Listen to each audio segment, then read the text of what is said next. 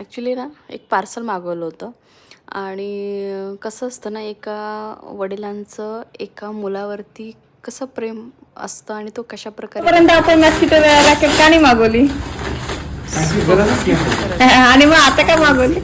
गरज पडली. आता का गरज पडली तुला सांग बरं. पोरासाठी काय करता? तेच ना, बघ ना, खरंच आपण आतापर्यंत कधी आपण सगळे मच्छर हाताने मारलेत, कधी फरकच नाही. काहीच फरक नाही पडलं. पण आता असं वाटतं की नको बाबा. इतकं